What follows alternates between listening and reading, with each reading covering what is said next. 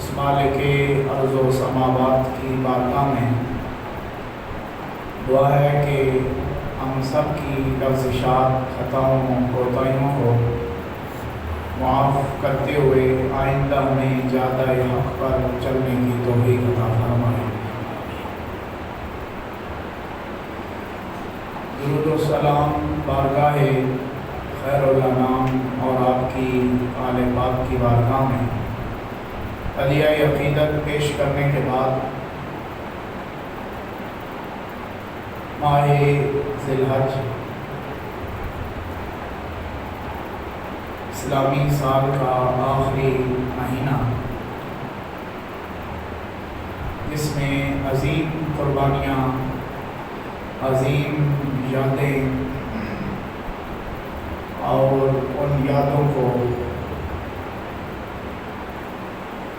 ہر سال نئے امنگ اور نئے جذبے کے ساتھ ان یادوں کو تازہ کیا جاتا ہے۔ میری مراد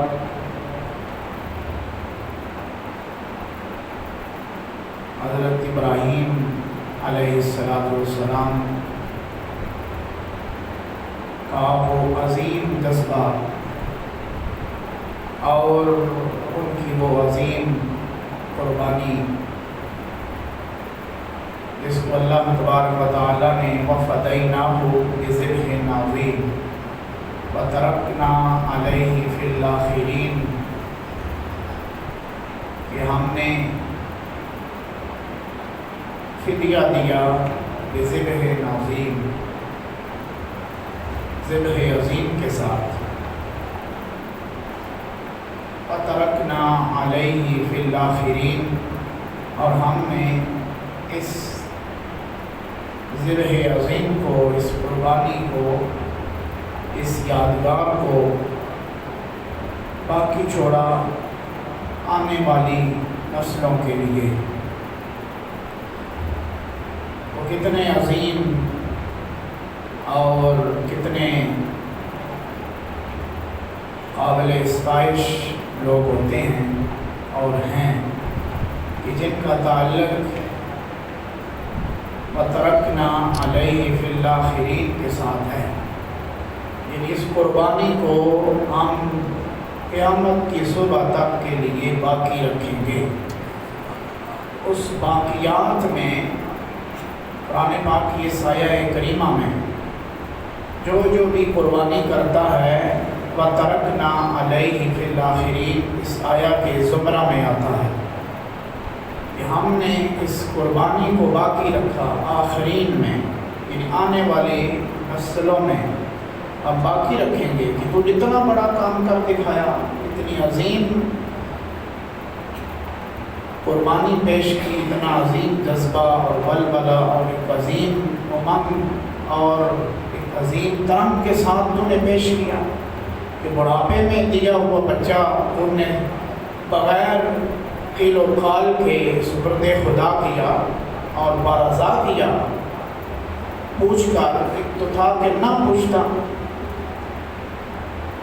پوچھا بھی، اور دونوں کی فلما اسلما وتلہ للجبین، دونوں میں رضامندی ظاہر کی کہ ہم رضامند ہیں مالک تیری اس ادا پر، تیری اس حکم پر۔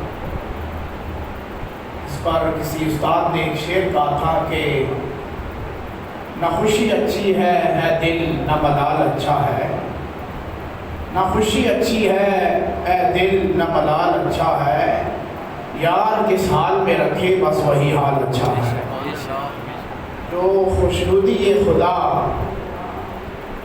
رضائے خدا کے متلاشی ہوتے ہیں تو وہ پھر خوشی اور غم کے پیچھے نہیں بھاگتے، سود و زیاں کے چکر میں نہیں پڑتے کہ اس میں میرا فائدہ ہے یا نقصان ہے۔ عقل کے دنیاوی کسوٹیوں اور معیار کے مطابق اگر حضرت ابراہیم علیہ السلام کو دیکھا جائے دنیاوی اینک لگا کر، اس دور میں دنیاوی اینک لگا کر، پھر تو نقصان کر رہے تھے ابراہیم، بچے پر چھری چلا رہے ہیں، بچہ مار رہے ہیں، لوگ تو بڑے بڑے ہیلے اور بہانے کرتے ہیں، پوری دنیا کے ڈاکٹروں کے پاس چکر لگاتے ہیں اور کہتے ہیں جی کہ وائرس پیدا نہیں ہوا، یہ اپنی وائرس کو مار رہے ہیں۔ سمجھ آ رہی ہے نہیں آ رہی میری بات؟ دنیا کے لحاظ سے دیکھا جائے اس دور میں اگر ہم ابراہیم کو دیکھیں تو نقصان کر رہے تھے، لیکن ابراہیم سے پوچھو وہ تو کہتے ہیں کہ میں نقصان تو نہیں، میں تو بڑے فائدے میں رہا، میں تو مالک کی بارگاہ میں بچہ پیدا کیا، اب قربانیاں قیامت تک چلتی رہیں گی، یادگار ابراہیم کی ہوتی رہے گی۔ وہ جو بچے دیتا ہے وہ لیتا تو نہیں نا، حکم تھا، امتحان تھا حضرت ابراہیم علیہ السلام پر، جو حضرت ابراہیم علیہ السلام پر امتحان آئے وہ بھی کا حصہ ہے، جلیل القدر انبیاء میں سے ہیں۔ ایک امتحان ختم نہ ہوتا دوسرا آ جاتا، تیسرا آ جاتا، اینڈ تک آتے رہے، بیوی کو چھوڑ آئے، بچے کو چھوڑ آئے، پیدائش کے وقت پیدائش ہوئی کہ چھوڑ آؤ، جب چلنے لگا تو ذبح کر دو۔ یہ کیا امتحان تھا، کبھی آگ میں جا رہے ہیں، کبھی بتوں کی گردنیں توڑ رہے ہیں، کبھی پورا ماحول مخالف ہو گیا۔ نبیوں کی زندگی اور بالخصوص حضرت ابراہیم کی زندگی کو دیکھا جائے تو بالخصوص علماء کے لیے ہے، میں اپنے آپ کو پیش کروں گا کہ کیونکہ اب وارثان محراب و ممبر انبیاء کے وارث ہیں، رسول اللہ کی سیٹ ہے، یہ ممبر اور کملی والے کی سیٹ ہے نا، یہ تو آپ کا عہدہ ہے۔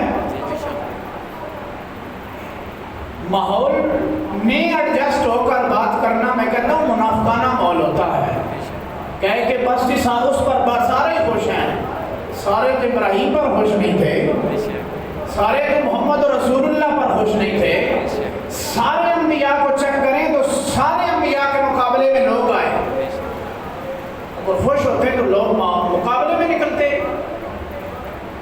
لوگوں کو دیکھ کر بات نہیں کرنی چاہیے بلکہ لوگوں کے خالق اور رسول کو دیکھ کر بات کرنی چاہیے۔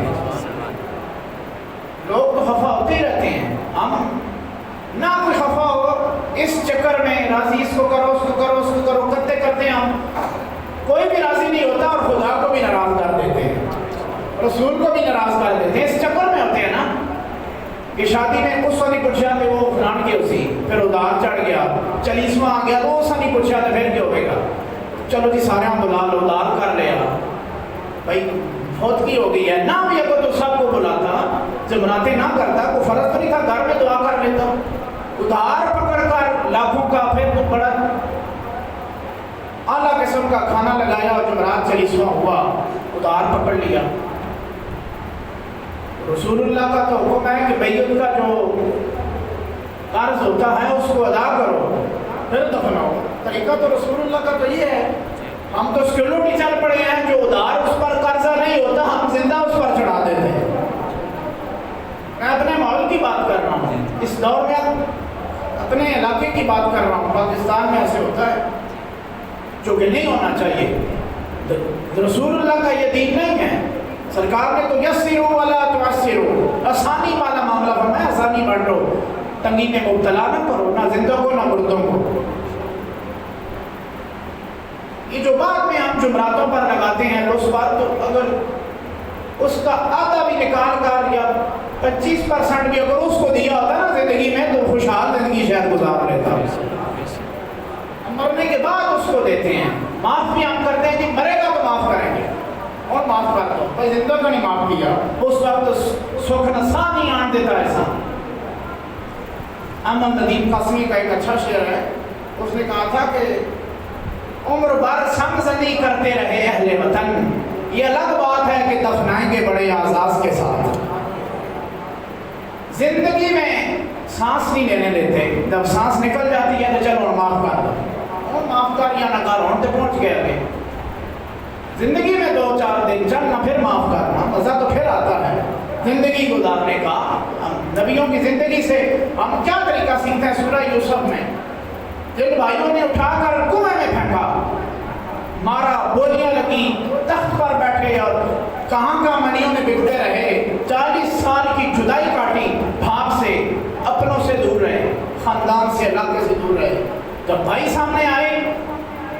پھر یہ کہا لا تثریب علیکم اليوم، میں نے معاف کیا، میں بھی اللہ سے معاف دعا کرتا ہوں، تم بھی کرو اللہ تمہیں معاف فرما دے۔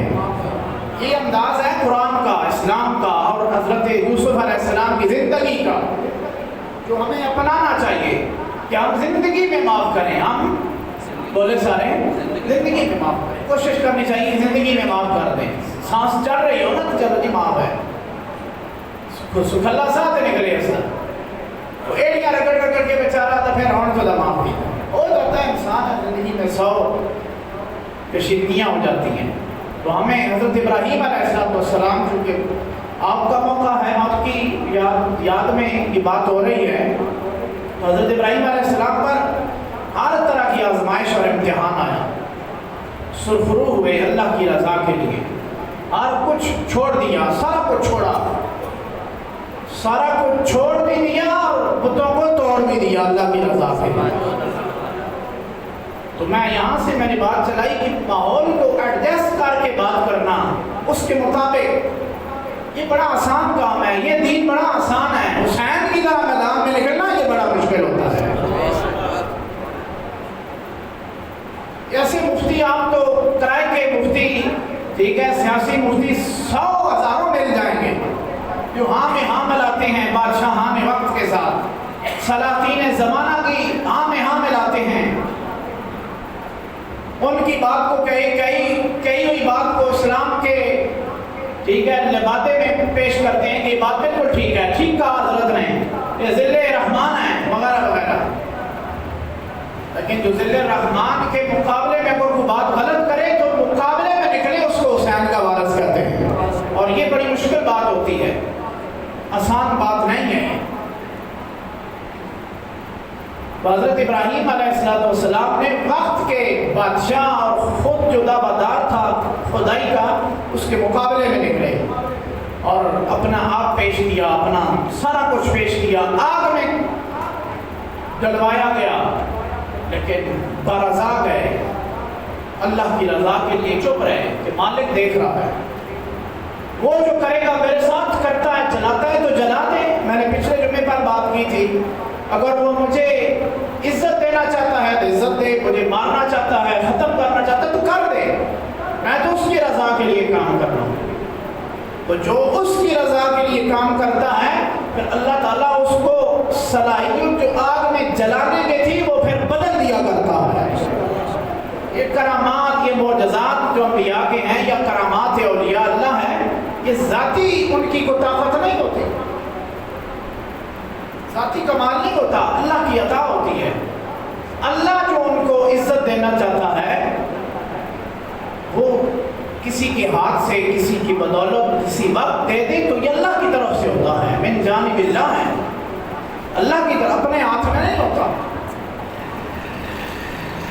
ٹھیک ہے، یہ جو ڈھونگ ہے نا، میں پھونک ماروں تو پانی کو دودھ بنا دوں اور فلاں کر دوں، یہ بس بازاری باتیں ہیں، اس اسلام کے ساتھ اس کا تعلق نہیں ہے۔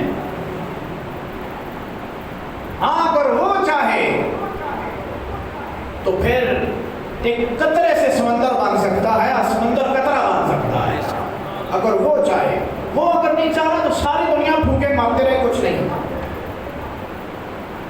سمجھ آ رہی نہیں آ رہی؟ من جانب اللہ ہوتا ہے سارا کچھ، کیا ہوتا ہے؟ اللہ کی طرف سے۔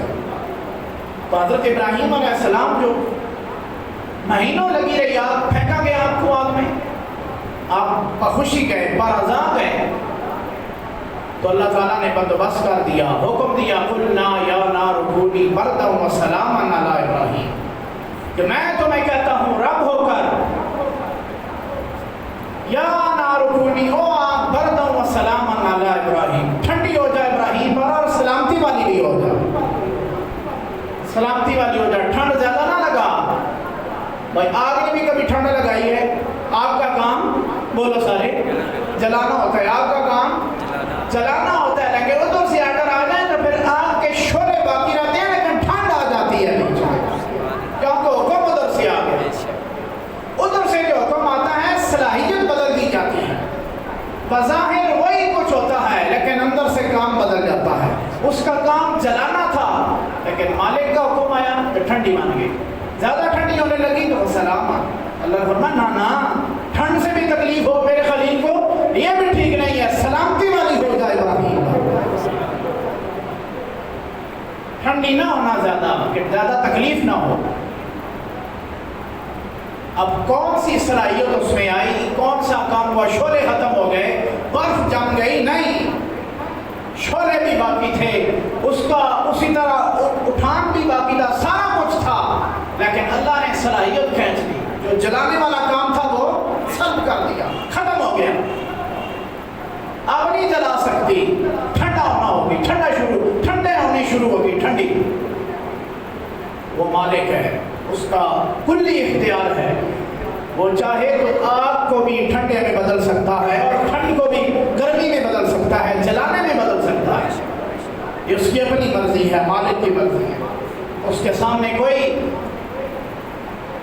دم نہیں مار سکتا۔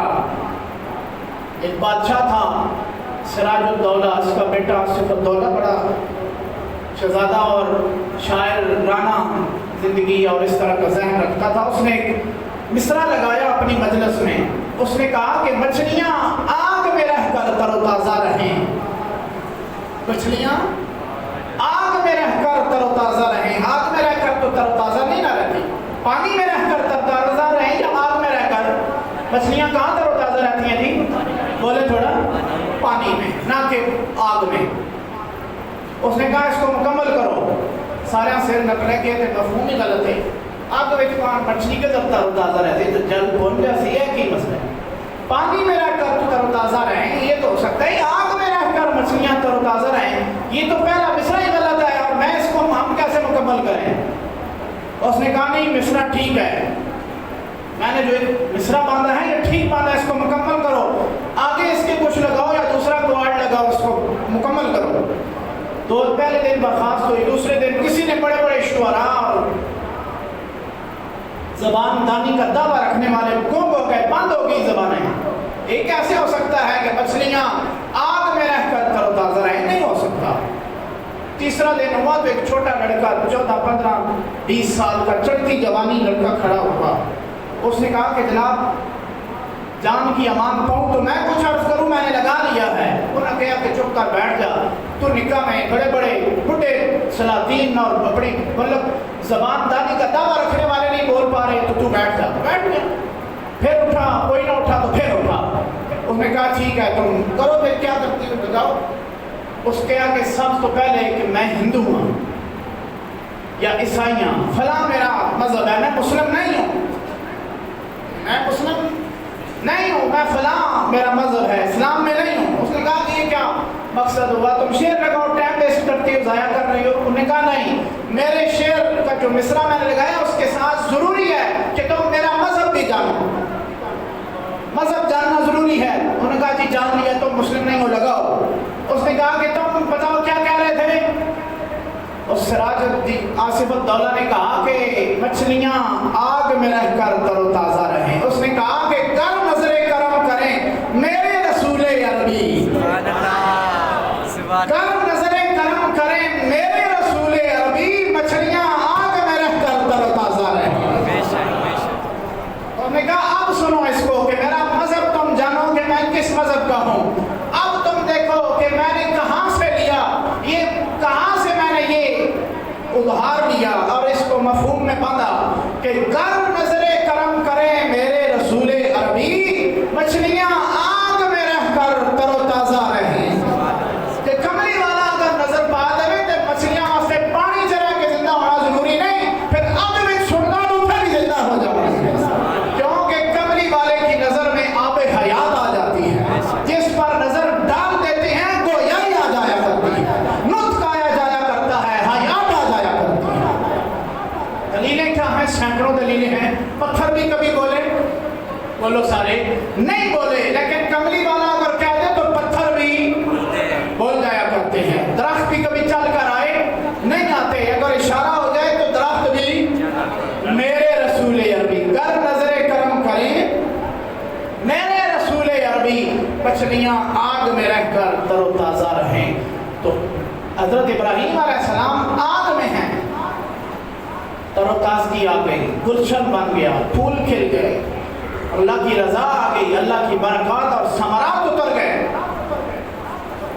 تسبیحات چل پڑی، نماز اور اللہ کی ثنا بیان ہونے لگی وہاں آگ میں۔ تو مطلب ہے کہ جو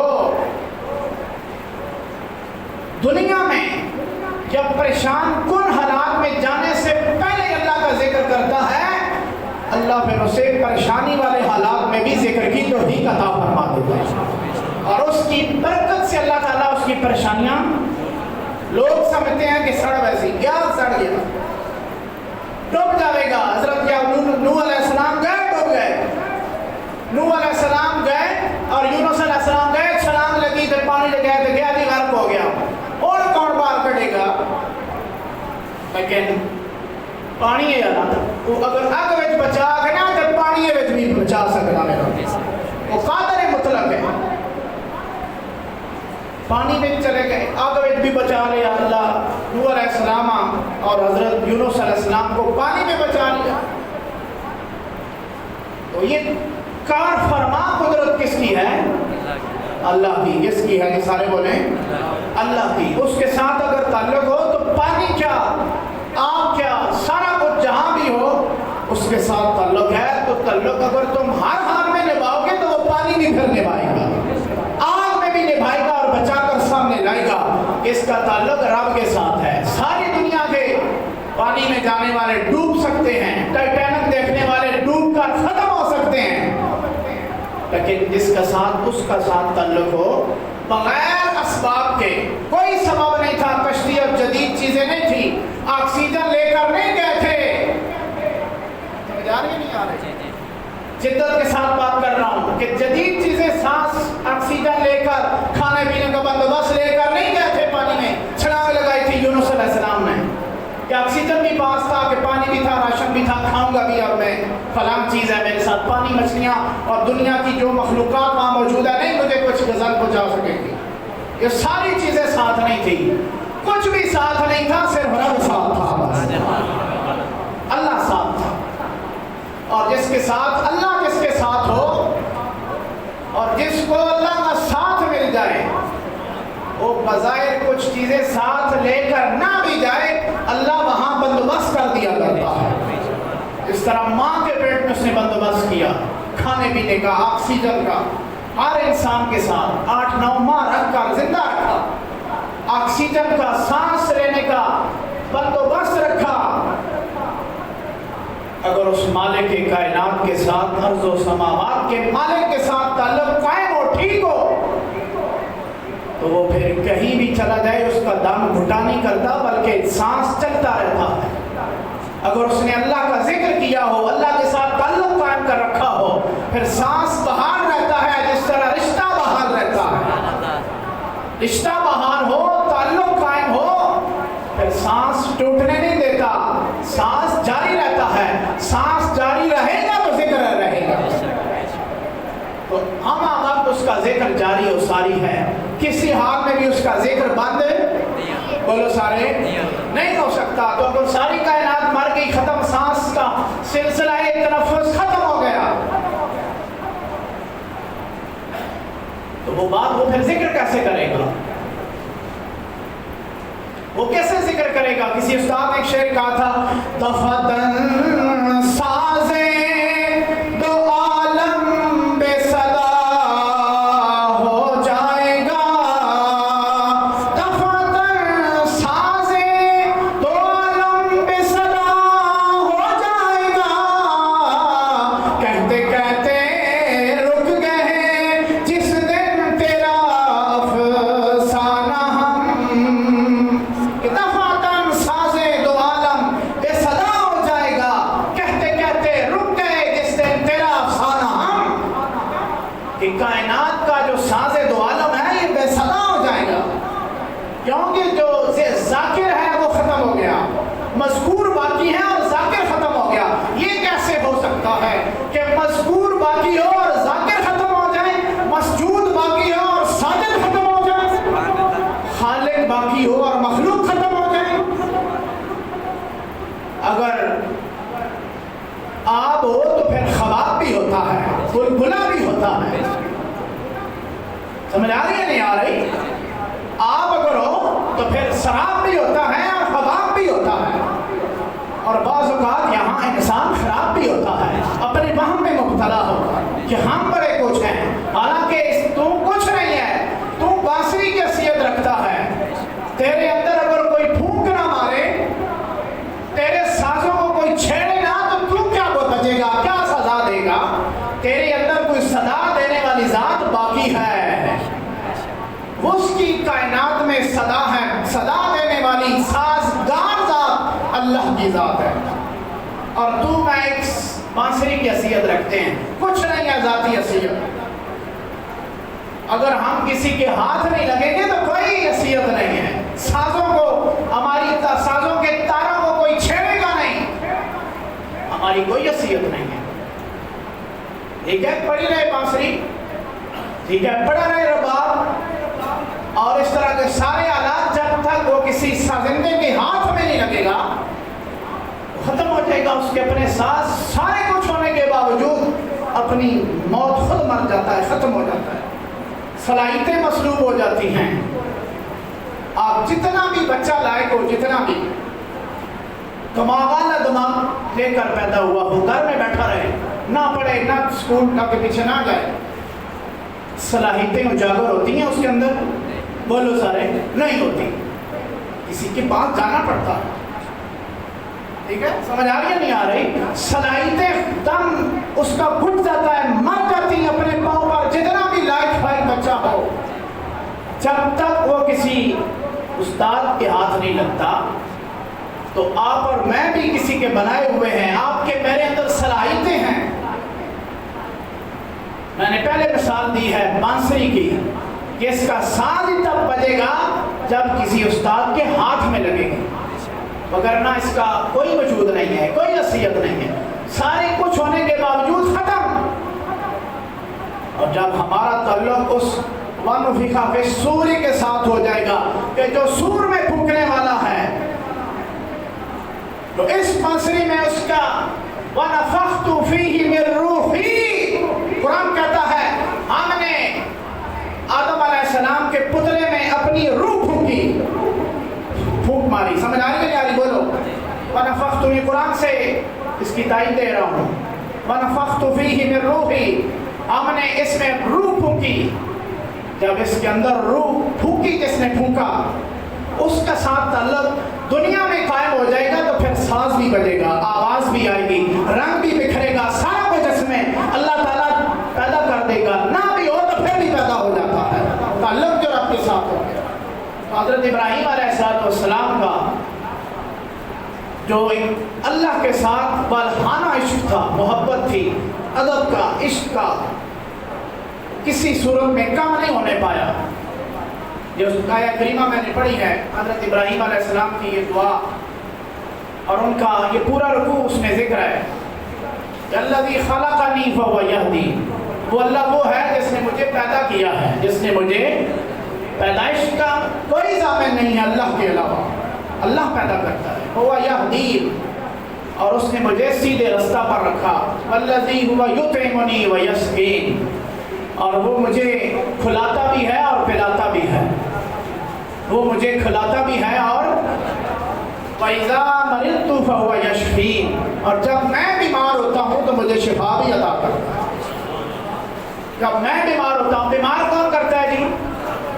ابراہیم علیہ السلام کیا کہہ رہے ہیں؟ جب میں بیمار ہوتا ہوں، بھائی بیماری اپنے اختیار میں ہے، اپنے اختیار میں بولو نہیں ہے، بیماری اپنے اختیار میں نہیں ہے۔ ابراہیم علیہ السلام ہر ہاسپٹل اور کلینک میں لکھا ہوتا ہے وَإِذَا مَرِضْتُ فَهُوَ يَشْفِينِ، جب میں بیمار ہوتا ہوں تو شفا اللہ دیتا ہے، شفا بھی اللہ دیتا ہے، تو بیمار کون کرتا ہے؟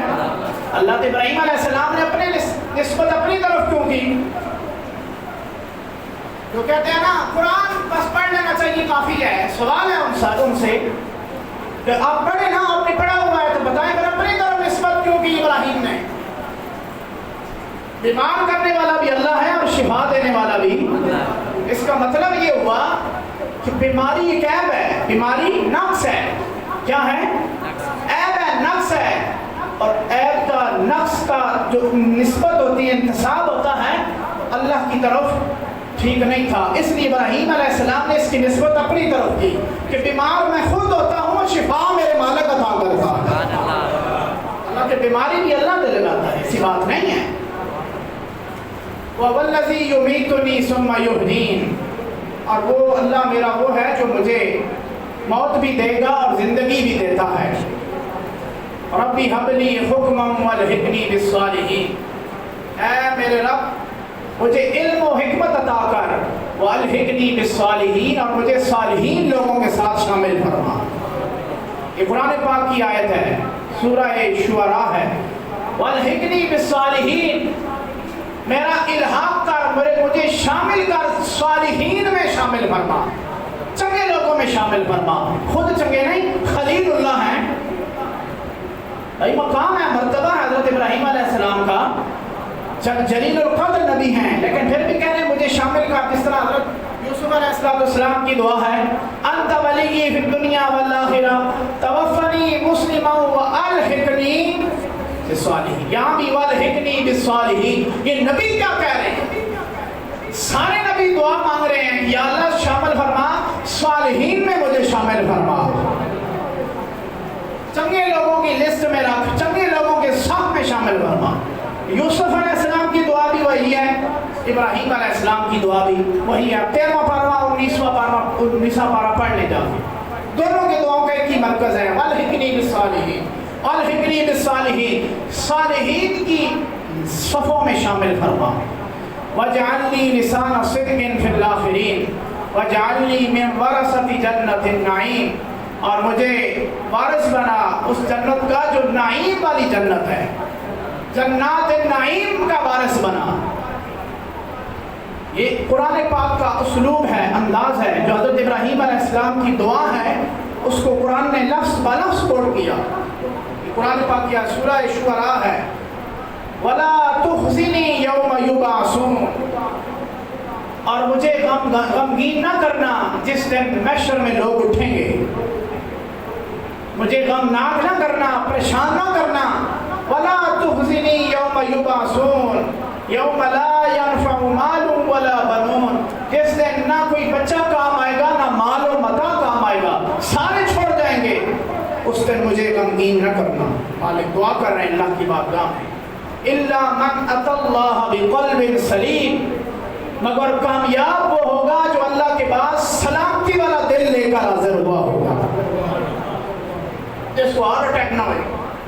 یہ مطلب ہے سلامتی والا دل تو یہ ہے نا، کہتے ہیں میرا دل سلامت ہے، جی ڈاکٹر بھی کہنا ہے تو ٹھیک ہے، اتنا % تیرا دل کام کر رہا ہے، تجھے کوئی پریشانی نہیں ہے، ٹھیک ہے۔ تو یہ سلامتی والا دل کیا ہے؟ إِلَّا مَنْ أَتَى اللَّهَ بِقَلْبٍ سَلِيمٍ، کہ اللہ کی بارگاہ میں کامیاب و کامران وہ ہوگا جو اللہ کی بارگاہ میں سلامتی والا دل لائے گا۔ بِقَلْبٍ سَلِيمٍ، یہ سلامتی والا دل کیا ہے؟ دنیا کی جتنی بھی فانی محبت ہے، مال و متاع، دنیا کے ساتھ لگاؤ مالک کو چھوڑ کر، اس مالک حقیقی کے جلووں کو چھوڑ کر، رابطے سارے توڑ کر بس مال و متاع کے ساتھ دل لگایا، اس کا دل سلامتی والا نہیں ہے، ایمان نہیں ہے اس میں ایمان نہیں ہے، سب سے پہلے وہ سلامتی والا نہیں ہے۔ بیس یہ ہے کہ سب سے پہلے سلامتی والا دل اللہ اس کو عطا کرتا ہے جس میں لا الہ الا اللہ محمد رسول اللہ جاگزی ہو جاتا ہے، اللہ کی محبت، الوہیت، توحید کی دعوت اور محمد رسول اللہ کی رسالت آ جاتی ہے۔ سب سے پہلے سلامتی والا دل اس کا ہوتا ہے، اس کے بعد پھر باقی جو فارمولے ہیں، جس طرح سب آپ کسی غیر مذہب کو پکڑ کر کہیں کہ آپ روزہ رکھیں، نماز پڑھیں اور سارا وہ کرے گا، پہلے آپ سب سے پہلے آپ اس کو کیا بتائیں گے کہ کیا کرو؟ لا الہ الا اللہ، دارہ اسلام میں داخل، باقی چیزیں بعد میں آئیں گی۔ صاحب استطاعت ہے تو حج کرے گا، صاحب نصاب ہے تو قربانی کرے گا، رمضان پایا تو روزہ رکھے گا، صاحب نصاب ہے، سال قمری گزر گیا تو زکوٰۃ ادا کرے گا، یہ بعد میں لاگو ہوں گے۔ سب سے پہلے انٹری ہے دارہ اسلام میں کہ لا الہ محمد محمد رسول اللہ. یہ جب انسان پڑھ لیتا ہے تو دل سلامتی والا ہو جاتا ہے، دل اس کا سلامتی والا ہو جاتا ہے، پھر سلامتی ہے اس کے لیے. اللہ تعالیٰ آپ سب کو مجھے قرآنی اسلامی تعلیمات پر عمل پیرا ہونے کی توفیق عطا فرمائے. وآخر دعوانا ان الحمد للہ رب العالمین.